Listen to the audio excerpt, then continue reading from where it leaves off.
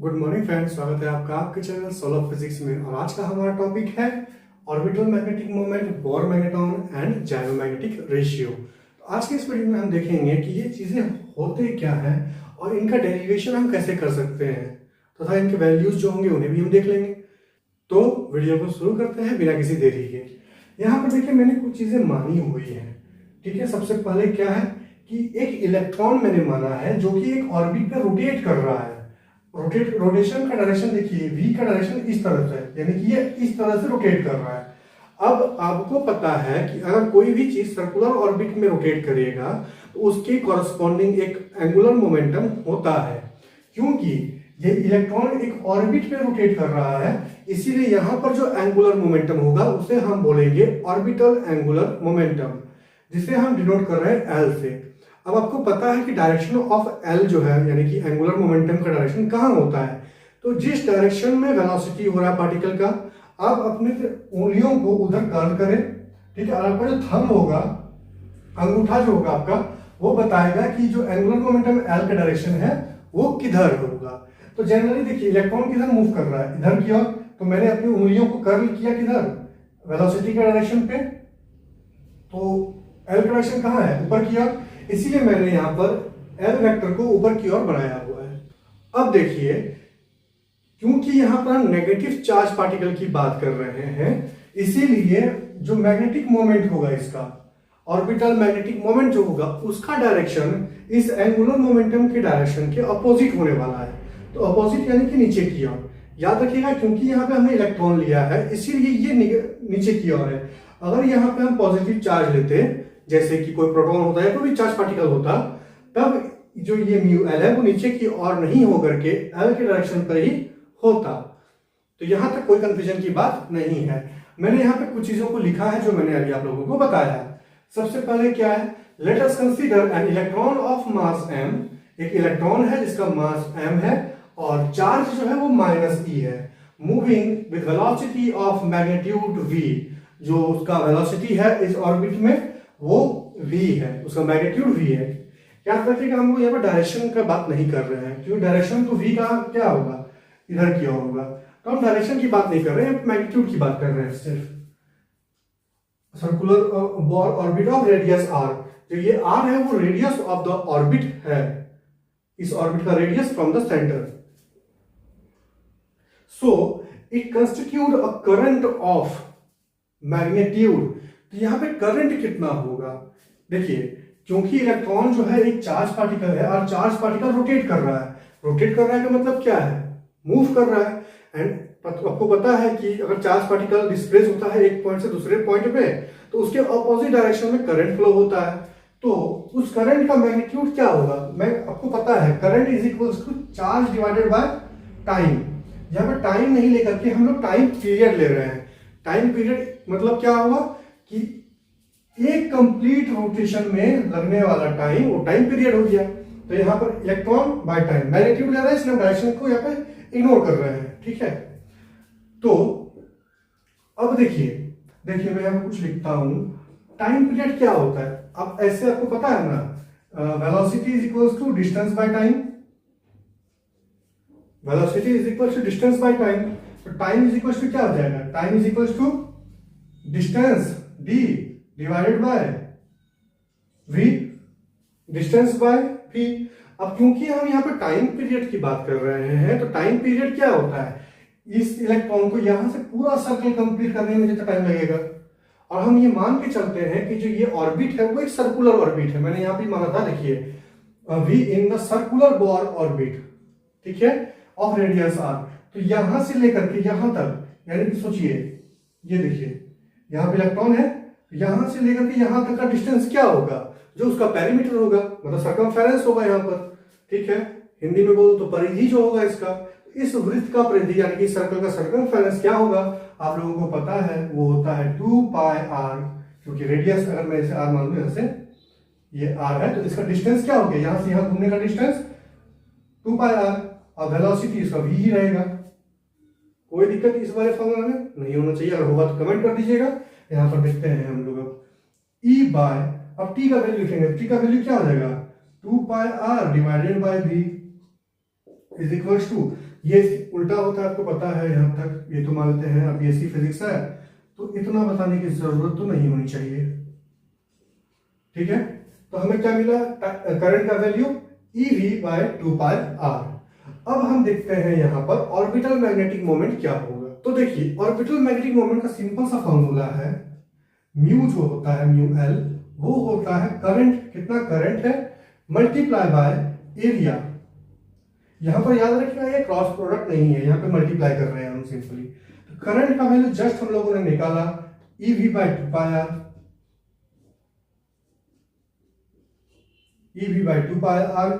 और एरिया क्या होगा, तो ध्यान से देखिए ये सर्कुलर ऑर्बिट है, तो इसका एरिया क्या होना चाहिए अभी बताइए। एक सर्कल का एरिया πr²। यहां तक कोई कंफ्यूजन की बात नहीं है, देखिए पाई पाई कैंसिल हो जाएगा, ये r से ये स्क्वायर वाला टर्म खत्म हो जाएगा, तो हमें मिलेगा EV/2।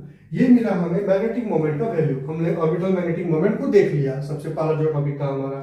अब हम लोग देखते हैं बोर मैग्नेटॉन एंड जायरोमैग्नेटिक रेशियो। तो चलिए अब हम आगे बढ़ते हैं। अब आगे देखिए, आपको पता है कि इस एंगुलर मोमेंटम का वैल्यू हम लोगों ने बोर पोस्टलेट्स में देखा था। क्या देखा था, बोर पोस्टलेट्स में हम लोगों ने देखा था कि जो ये एंगुलर मोमेंटम होता है किसी भी चार्ज पार्टिकल का या किसी भी इलेक्ट्रॉन का, बेसिकली हम इलेक्ट्रॉन की बात करेंगे एटम में, तो एटम में इलेक्ट्रॉन हर पॉसिबल ऑर्बिट में रोटेट नहीं कर सकता। ये बोर पोस्टलेट्स में हम लोगों ने देखा था।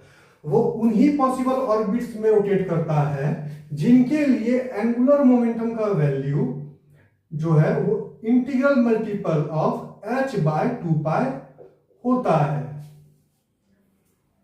ठीक है, यहां पे मैंने क्या बोला कि इलेक्ट्रॉन हर पॉसिबल ऑर्बिट में नहीं घूमता, इलेक्ट्रॉन उन्हीं पॉसिबल ऑर्बिट में घूमेगा जिनके लिए एंगुलर मोमेंटम का वैल्यू mh/2π होता है। और ये हम लोगों ने बोर पोस्टलेट्स वाले वीडियो में देखा है। अगर आप लोगों ने नहीं देखा है तो प्लीज जाकर तुम एक बार देख लीजिए, आपको अच्छे से समझ में आ जाएगा यहाँ पर।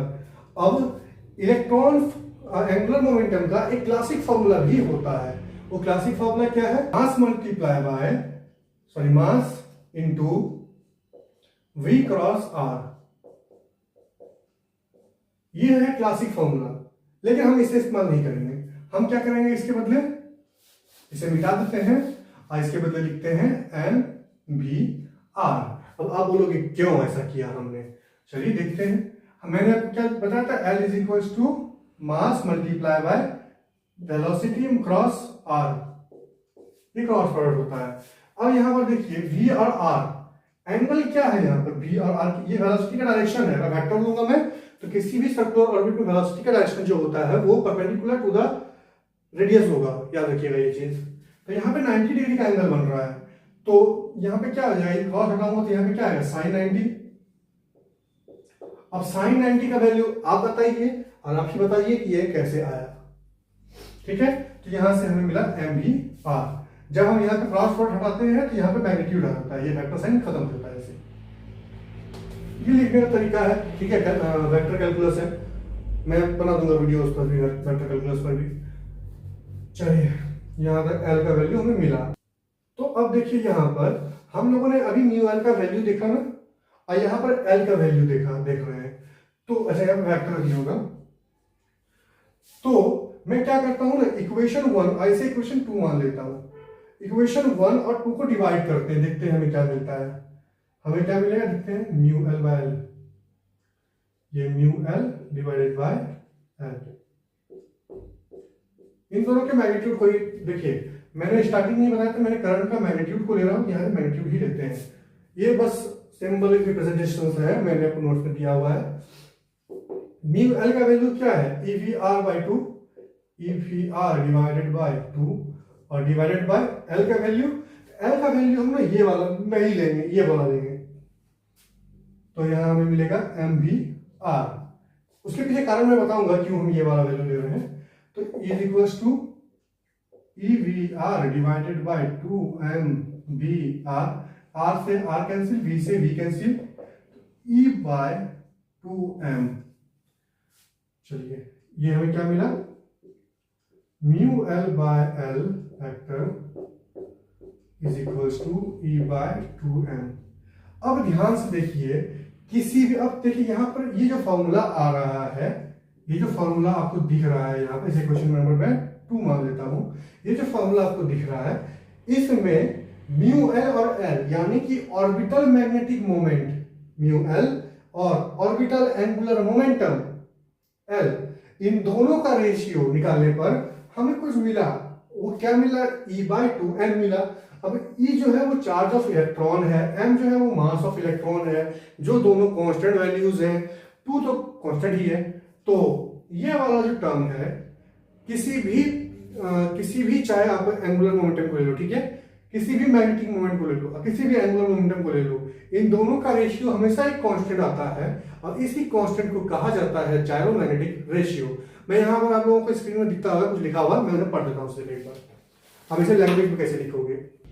The ratio of magnitude mu L of the orbital magnetic dipole moment to the magnitude L of the orbital magnetic moment for the electron is constant. This constant is gyromagnetic ratio for the electron. इसी constant को कहा जाता है जायरोमैग्नेटिक ratio. Simple सा ये term था। अब हम थोड़ा इससे आगे बढ़ते हैं और हमें देखते हैं क्या मिलता है। ठीक है, तो हम लोगों ने 2 टॉपिक देख लिया, मैग्नेटिक मोमेंट दिखा ये वाला इक्वेशन, और अच्छा इस मैग्नेटिक मोमेंट को ऑर्बिटल डायपोल मैग्नेटिक मोमेंट भी कहा जाता है। तो इसमें कंफ्यूज होने की बात नहीं है, बस वो नाम का एक्सपेंड कर दिया गया पूरी। आगे बढ़ते हैं। यहां से अगर मैं वापस से म्यू एल की वैल्यू निकालूं तो वो मुझे मिलेगा E/2m मल्टीप्लाई बाय एल, यही मिलेगा।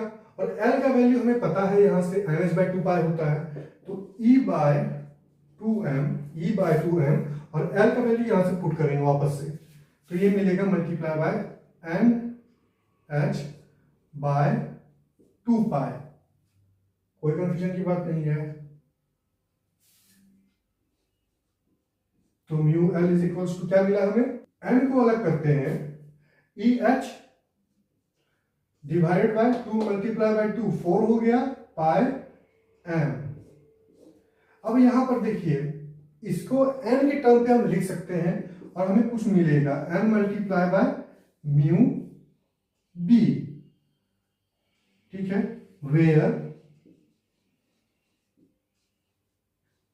Mu B is equals to, mu B का जो वैल्यू है वो क्या है? EH/4πm, EH/4πm is equals to, ये कांस्टेंट है जिसका वैल्यू होता है 9.97 multiply by 10 to the power 24 ampere metre square.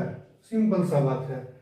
Mu B का वैल्यू क्या हुआ? 9.97 multiply by 10 to the power -24 am square.